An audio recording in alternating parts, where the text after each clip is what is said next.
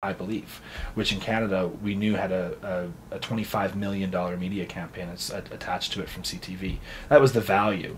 But what does that mean? What is 25 million? When you're talking about that kind of media value, it's pretty hard to understand what that means. Astounding. Yeah, it's astounding.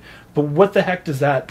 What does that mean to the social sort of pushback on that? And I don't think anybody could have really had the crystal ball to know what would have happened. And near the end, for sure, it became to me, and I think there's certainly no sour grapes at all.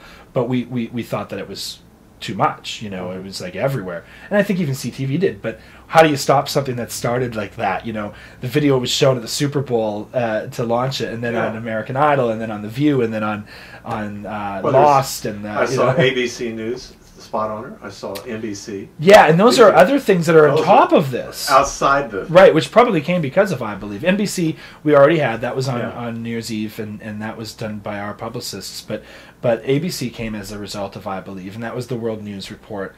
And they had heard her, and because they took up shop, so to speak, in Vancouver. They were watching TV like everyone else, so they were seeing this song 30 times a day. And I remember at the end there, there's a couple of things that just proved the how ubiquitous the song was. There was a cartoon that was actually drawn and published in the Globe and Mail about Nikki, about this guy that just bought the ringtone to Nikki, to I Believe, and then on the TV screen it has a caricature of Nikki singing I Believe, and his wife was like, enough already with I Believe, But like when you get a cartoon about you, I think that's when you're very ubiquitous, and then after that, National Post had a headline that said, we believe already, like we get it, and so it couldn't have stopped at a better time. It was right. That's March 1st. No more visibility for the song. It's still selling. We scanned 3,000 units this week on SoundScan on that EP. So people still care about the song. And another thing we did that's really interesting that you may not have known is we partnered with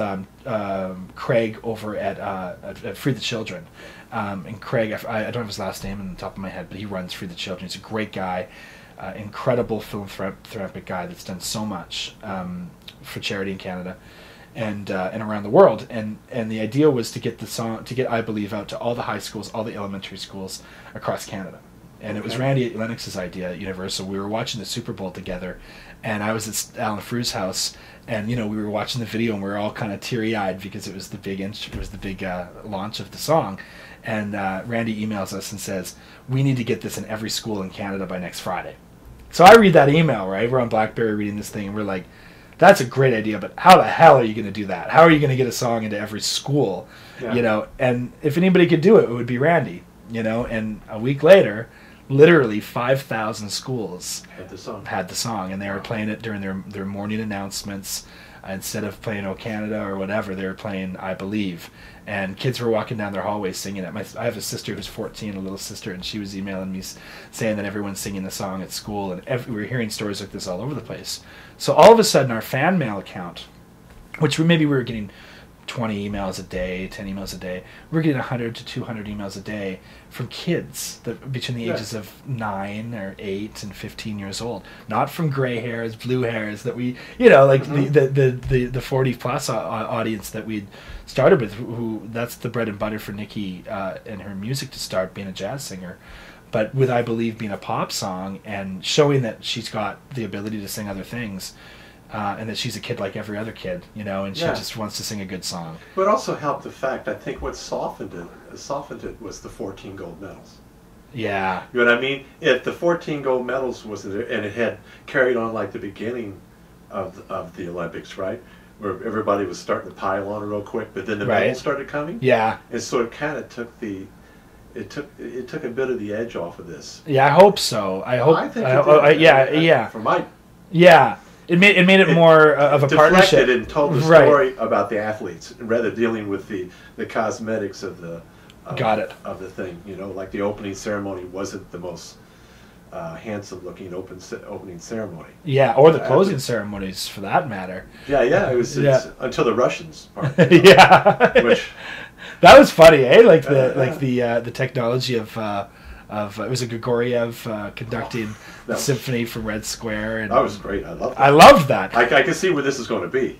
Yeah. Oh, it'd be a totally different affair, right? Yeah, totally different. There would be no sense of humor in Russia. No, but like Canada has. But interesting thing now, the album will come out in April 26th or whatever.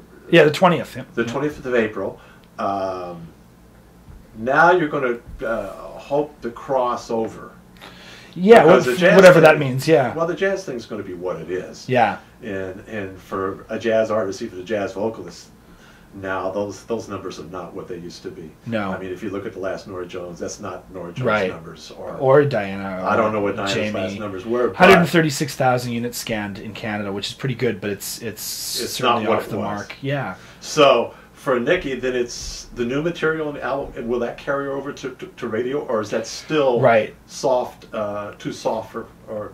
That's a good question, and your guess is as good as mine. I mean, it certainly isn't from a lack of effort, although I don't really want to say that, because it's not like we went out and said, let's make a radio record, because we didn't. As Ron Sexsmith said to us, he's probably one of the greatest songwriters in my mind ever in Canada, and truly a genius, but one who's never had a lot of radio success. And he said, if you want to have a radio singer, you better not be writing with me, as he says in his sort of self-defacing way. But the songs that they wrote together with Jesse were brilliant.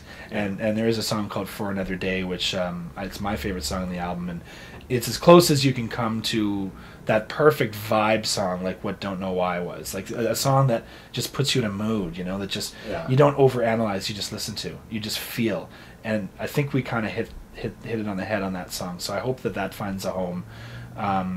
And right now we're at radio with I Believe, right? And it's become bigger than the Olympics. It's still, I mean, we're what are we, March 20th right now, and we're doing this interview, and it's number 4 in Canada on the AC charts. So we can't not pay lip service to that. We can't not support the fact that song is still getting tons of visibility, and it's introducing Nikki as a radio artist, which she wasn't before. She was a jazz artist, and she had the the CBC, and she had Jazz FM in Canada, but that's about it. Maybe CKUA, maybe that kind of stuff. But getting to that next level, not that those aren't just as important, they're probably more important in many ways for long-term marketing and support, but it wouldn't hurt for us to be able to reach the same audience that got introduced to her through I Believe, and that's the AC audience. Now, if you'd known this was going to happen, this kind of impact with the album, maybe been a different kind of album. Yeah, maybe, but I don't know about that, because we're so